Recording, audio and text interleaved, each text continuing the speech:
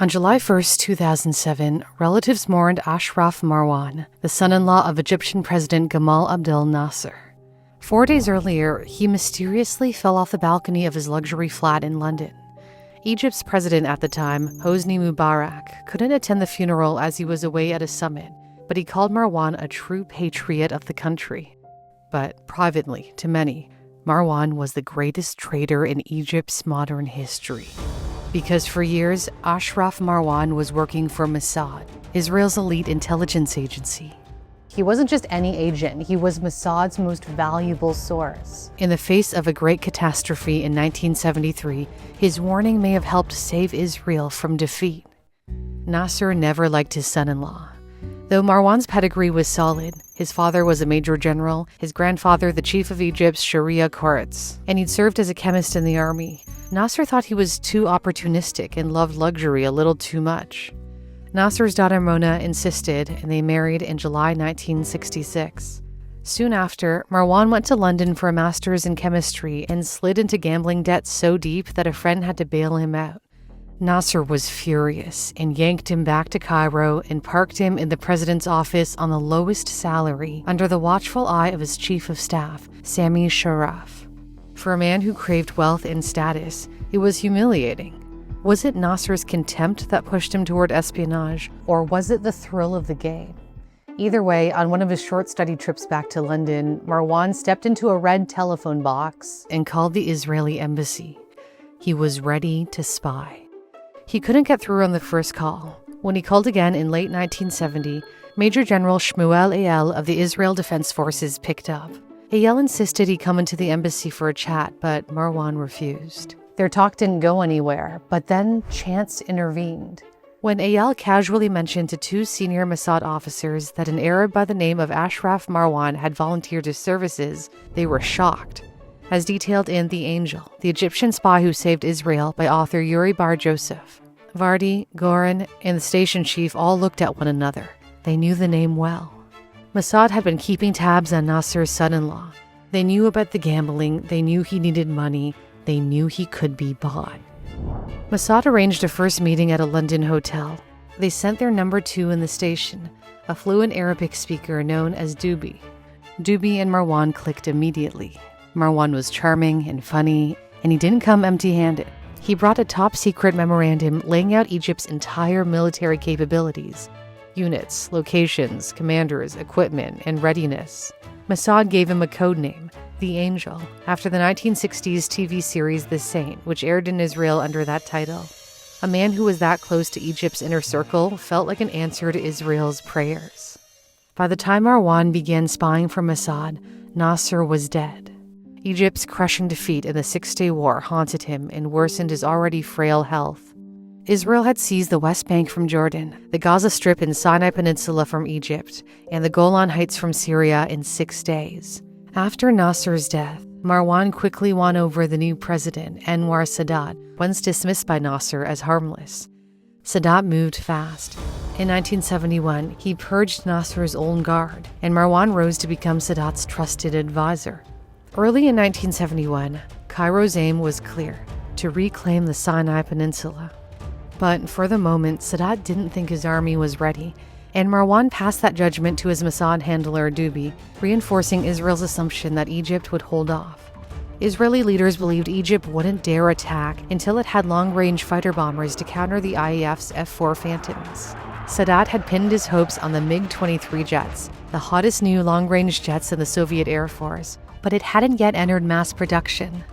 Marwan's reports went straight to the top, to Israeli Prime Minister Golda Meir, Defense Minister Moshe Dayan, and IDF Chief of Staff Chaim Bar-Lev, without being diluted by layers of analysis. He relayed verbatim accounts of Sadat's private talks with Soviet leader Leonid Brezhnev, including Moscow's pledge to supply Kelt air-to-surface missiles launched from Tu-16 bombers to strike targets deep inside Israel. Sadat trusted Marwan as his fixer, someone who could make deals happen. He covertly supplied Egypt with Mirage 5 fighters through Libya, as France refused to sell directly to Egypt or other parties in the Arab-Israeli conflict.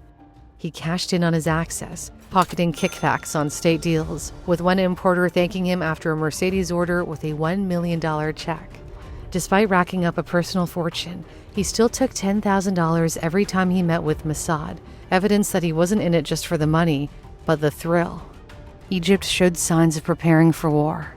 In the summer of 1972, Sadat kicked out the Soviets who had been defending Egyptian airspace, frustrated by Moscow's reluctance to support a war out of fear of provoking Washington. By June 1973, Marwan warned that Egypt would now go to war without waiting for long-range fighter bombers. The plan was to cross the Suez Canal at 5 points with 5 infantry divisions, seize a shallow strip about 6 miles or 10 kilometers deep, while being protected by Soviet-made air defense missiles. At the same time, Egypt's ally Syria would attack from the north by the Golan Heights, forcing Israel to fight on 2 fronts. Cairo never told Damascus the advance would stop short, fearing Syria might refuse the limited plan. Egypt's strategy was to create enough pressure to draw in Washington and force Israeli withdrawals from the Sinai Peninsula. On October 4, 1973, Marwan frantically phoned his handler, Dubi, and said he needed to see the general and talk about lots of chemicals. The general was Mossad's director, Zvi Zavir, and chemicals was their code for war. Marwan wasn't alone at the time he placed the call, so he had to be careful of what he said. Zamir was woken up at 2:30 a.m. with the urgent message. It was the day before Yom Kippur, the holiest day in the Jewish calendar. Would Israel heed the warning? Before we go into Golda Meir's decision, Mossad recruiters look for certain types of individuals. Those who can process information quickly, make logical deductions, and stay calm under pressure. Those are skills you can master with Brilliant. It's my go-to app for sharpening my thinking and problem-solving skills with interactive lessons in math, science, logic, data analysis, and AI. I've been spending 10 minutes a day brushing up on their logic courses, which have helped me make better decisions under pressure. Whether you'd like to better understand trends, learn how to program, or improve your math and science skills, there's something for everyone and every skill level. You can try Brilliant for free at brilliant.org/newsthink, the link's in the description, or scan the QR code on your screen. By using my custom link, you'll also get 20% off of Brilliant's annual premium subscription, giving you access to their thousands of offerings. Golda Meir faced a critical choice. She decided not to launch a preemptive strike to avoid appearing as the aggressor and to maintain U.S. support. She did, however, approve a reserve call-up. But the scale was limited due to skepticism within the high command. IDF chief David Elazar believed an attack was imminent, warning, "The message is authentic. For us, this is very short notice." However, Israel's military intelligence chief, Eli Zaira, clung to the belief that Egypt would not attack without long-range jets. Defense Minister Moshe Dayan agreed and even snapped, "You can't call up the whole system just because of a few messages from Zvika, the head of Mossad." As a result, Israel failed to fully mobilize its armored divisions before the assault began on October 6 at 2 p.m. Egyptian forces crossed the Suez Canal, overrunning Israel's Bar-Lev line, a chain of fortifications along its eastern bank. Israeli tanks arrived uncoordinated and were overwhelmed by Egypt's missiles. While fighting to hold the line in the south, Israel also had to defend the north, where Syrian forces stormed across the Golan Heights. Israeli reserves raced to the front, reaching Nafah, the main divisional command center, just in time to block a breakthrough and stabilize the line.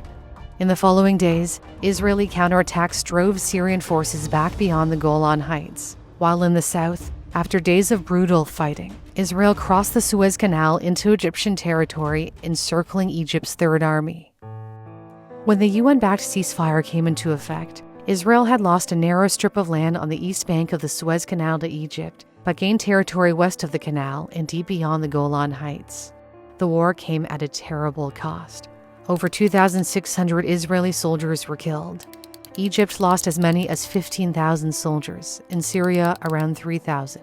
Israel rewarded Marwan with $100,000 for his warning, and because of the last-minute scramble on Israel's side, his cover wasn't blown. After the war, Egypt shifted its focus to diplomacy, aligning closer to the United States and distancing itself from the Soviet Union. The Camp David Accords laid the groundwork for peace, leading to the Egypt-Israel Peace Treaty, which officially ended decades of conflict. In exchange for Israel's full withdrawal from the Sinai Peninsula, Egypt agreed to a demilitarized Sinai monitored by international observers and ensured free navigation through vital waterways. In 1981, when Anwar Sadat was assassinated and Hosni Mubarak took the reins of power, Marwan relocated to London. He still passed political intelligence to Israel, though less often than before. But after an embarrassing meeting where his handler, Dubi, had hidden a cassette recorder that accidentally played their conversation aloud, their relationship effectively ended. By the early 2000s, rumors swirled of an Egyptian mole within Mossad. In 2002, Israeli-British historian Aaron Bregman publicly named Ashraf Marwan as the culprit. And in 2004, Israel's military intelligence chief, Zaira, who was blamed for the Yom Kippur intelligence failure, appeared on Israeli TV claiming Marwan was a double agent who delayed warning Israel until the last minute. Many saw this as Zaira's attempt to shift blame from his own failures by casting doubt on Marwan's reliability. When Mossad director Meir accused Zaira of exposing Marwan, Zaira sued for libel and lost. In June 2007, a court ruling confirming Zaira's leak of Marwan's identity surfaced online. Weeks later, on June 27, 2007, Marwan fell to his death from his fifth-floor London balcony. He was 63.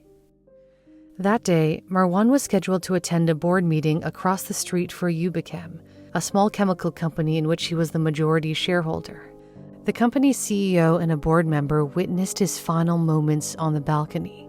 As described in The Angel by Yuri Bar-Joseph, they saw him turn around in a way that appeared to the two of them who knew him well as unnatural. He lurched to the left and right, looking repeatedly over the guardrail down to the ground below. And then, to the utter horror of Shweki and Parkhurst, he climbed up onto the rail and threw himself over. Yet another participant who witnessed the aftermath saw two Middle Eastern-looking men on the balcony. Quote, "They did nothing, just looked down. Their calm was most unusual. A woman in the yard screamed. People ran to try and help out or to call for help, but these two men just stood there." Curiously, Marwan's shoes, which might have held clues, were never found.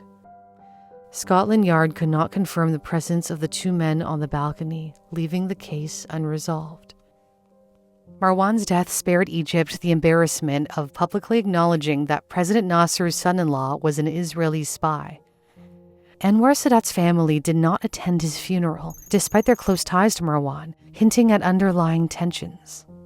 The Egyptian magazine Rose al-Yusuf later reported that President Mubarak personally ordered the hit, though Mubarak publicly insisted, "I do not doubt his loyalty." Yet, Mossad director Zvi Meir insisted Marwan had been loyal only to Israel, hailing him as the greatest source we have ever had. If you'd like to discover the history of Mossad, including how it operates to influence world events, I highly recommend you check out my video on Mossad. The link is in the description. Thanks for watching. For Newsthink, I'm Cindy Pom.